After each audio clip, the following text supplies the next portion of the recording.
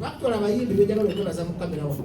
David Lutalo yenamba emu asooka, addako yali Maulidi Nantume. Yali Maulidi Nantume. Ne Kenzo oyo yannyamba nga ngenda kufa malaria. Naye ate ye yakola omululu gwa ssente era Kodivi yayite wenyini. Era Kenzo wadde yatwala ssente zange ez'olwavu naye yatuukiriza obuvunaanyizibwa n'akola ki? Kakati kiba kya busiru nnyo mukazi alifuusi bajjo ow'ebbajjo obutajjukira gye nakola ki? Ate kababulira ekyama kya David Lutalo mu bangi temukimanyi. David Lutalo ayina empisa. Abayimbi bangi abalina talenti nga olaba abandi badde bakabi nga bagwa dda ku myaka gya David Lutalo. Omuntu okuyimba mu Uganda n'amala emyaka 15 oyo aba ayina ekyama abasinga balowooza teriba ddogo. Ebintu ebikola music industry kati kanjogere nga professor mpisa. David Lutalo ne bwakwata osobola mula mu kamera nti yakwanye ne waba ayingira ndaba abayimbi bangi abayingira ki? Abayingira loogi. Assalamu alaikum wa rahmatullahi wa barakatuhu. Amanya Sheikh Isa Yusufu omusomi w'eddua wa Nebulenga ku Mwenda nga nkola ku nsonga zonna omuntu z'obeera nazo omuli amalogo, omuli endwadde ezeetebwa amajinni, ebisiraani n'ensonga z'emirimu n'amaka. Abanneetaaze nkubira ku 07 51 7 89 oba 07 63 16 2 31. Sheikh Isa Yusufu omusomi w'eddua wa Nebulenga.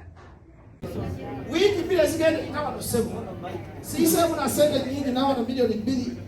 Ebintu ebisasula. Obugalo bwa bajjo.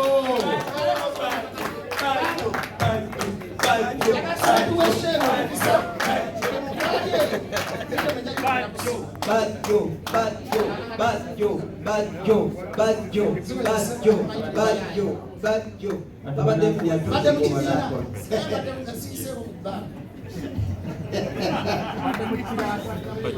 Milioni ya wasi hati mkumma hitu kwa nje kutulia jifere kwa ya kamera. Futuwa kwa kulipo.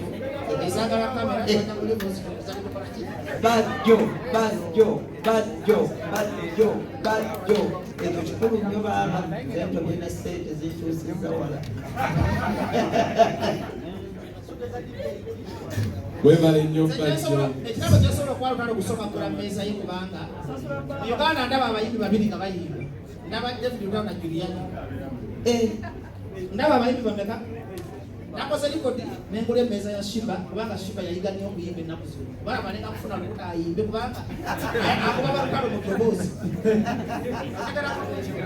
Era nyigirizi wezi. Era omutege sigenda muweereza ati niyo nakulwaliro nga tenakola ki. Ndowooza kusweya yakusaba kutuula mu maaso. Venga mukole ebintu by'amakampani. Tiketi nga togisabye tiketi zako. Leta wano tiketi zange. Sendo zitwala nga tozi tiketi. Badde mbagamba ennaku z'omwezi 8 buli muntu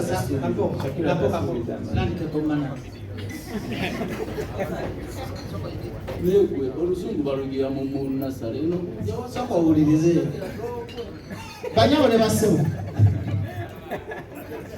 mwogera ne Profesa Bajjo ati mbadde nakyo Profesa kalina kufuuka Profesa omutuufu nze ne David Lutalo tuvudde nno wala nali nyingira endongo nga nakamala senior 6 229 jeneke binanasikiriza omundi binasaba okwekebeza siri 29 nenda kukamane mbanya ndewe tubere serious kapo katukubaina bino byenjogera bituufu ate nze mumanyi sirimba kisobola kabambani 29 nga nakamala senior 6 nkwata naluvule college je nakutwala ene n'odduka ogana okukola senior 6 kituufu bati bili bwendagala akamala senior 6 nga nyingi ngo omuntu eyasooka okunyaliriza mu ndongo wano balumika David Lutalo kamujjukiza mpaka kijjukira ate jjajjako ebyo mumpe microphone entuufu kubanga ngenda kwogera byange nziroka mu kirasi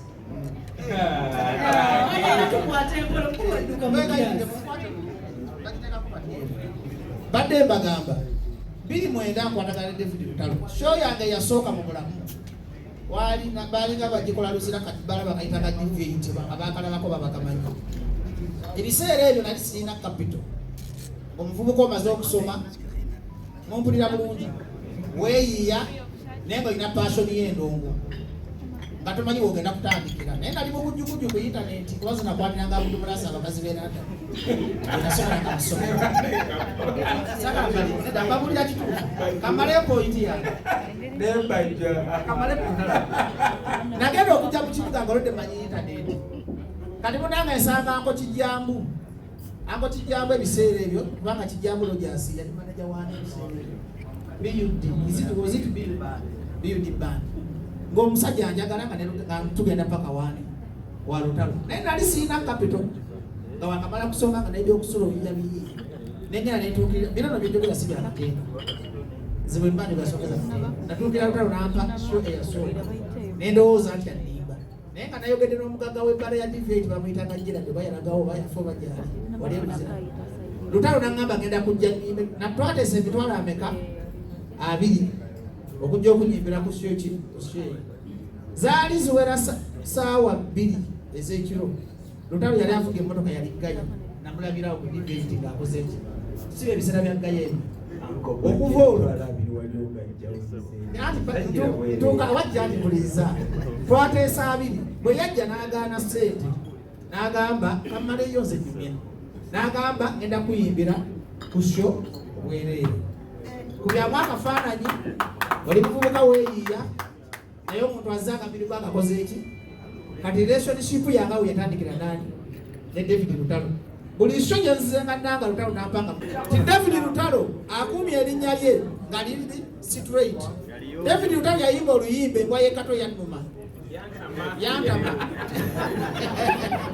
panekajogere mubuzaabuza munanga oluyimba olwanyamba nnyo olutafuna siri ebiseera ebijjuke twakolanga mu Steve yayitega obwana kukola ki bwe nalaba ng'oluyimba lwa Lutalo ne message erimu ne ngamba embwa bwennuma okuva olwo nenyiga okwambala obupiira era Lutalo omwebaza yatuwa message y'amaanyi okulaba nga tukyali bavubuka balamu nga tegitwaga tukola ki tulabayo mu Uganda wano nze nobadde asikiriza nze omuntu wabamukwano gwange ankoledde byo nankoledde ekisiru muyisaamu ki eggaali kubanga nze mbeera straight mumpuliza bulungi mu Uganda wano sinnalaba muntu ayimba nga David Lutalo nga bwayimba ku CD bwayimba ne ku live Lutalo mu nkola entuufu nga twasikaza abayimbi bonna muyimba naye temunatuuka kuwanika Lutalo bw'asalawo okuwanika ddoboozi ogamba Whitney Houston nze nabagambako emboozi yamakwaba muntwalanga ab'okusaaga ti singa Lutalo yali Nigeria yandibadde bana bwayi wa Africa ompulira bulungi ekugamba nga si kumuwaana nti ayina talenti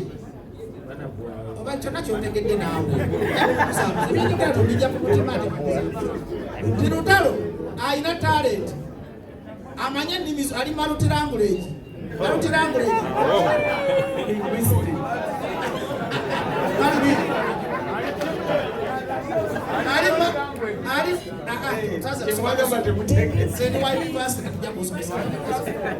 ali malutiringo Uncle Bajjo, wabagamba nti kunivasite osoma luzungu. Sasoma luzungu, soma kuyita.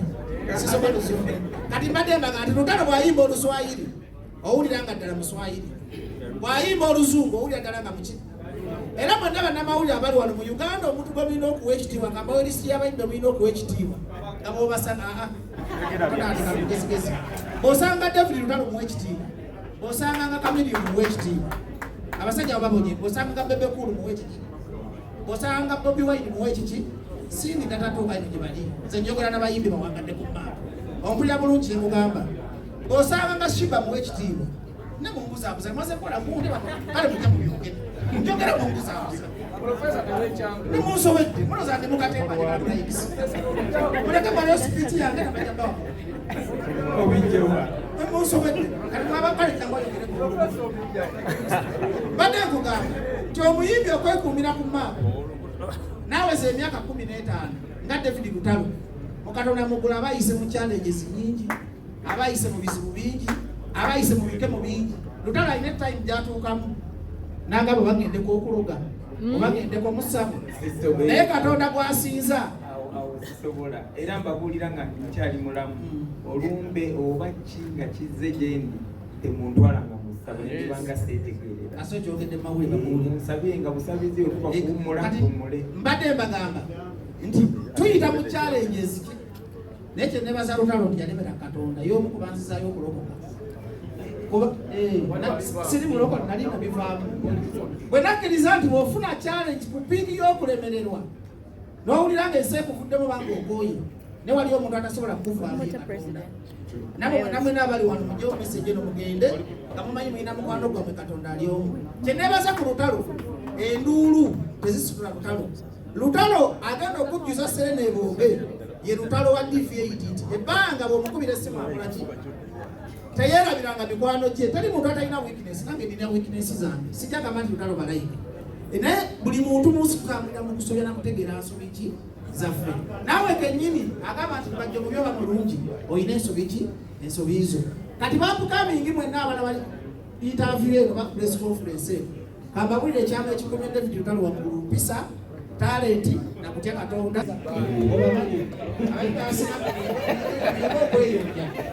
bana Steve Gino byakola mu studio bawunya ebigere tumagala mbaga bakazi lero Lutalo awunya bulungi ate Lutalo akola kintu kugamba izi yasipandi tubisi kafu kati kugamba bade mbagamba baita abana mu district bade atabongo wakwatira mpaka genda ade kuza uzambanga mu mulamu wakujapinga kakati bade mbagamba ngenda kuzo omwezi munana utagenda kuyimba Lutalo agenda kucelebrate emyaka 10 Lutalo yali ayingira ebyobufuzi n'agamba kolidi yange eri mukizina mwesi bakonya abere mu bulwe netuvuga n'emmotoka bulungi netugenda kusomera enabivule ng'agenda kudde kusoma ngazi aluwa gye muwe kashi enasojagala giwa mukisa nawe ali alaba Sanyuka TV oba atwala ku mukutu gonna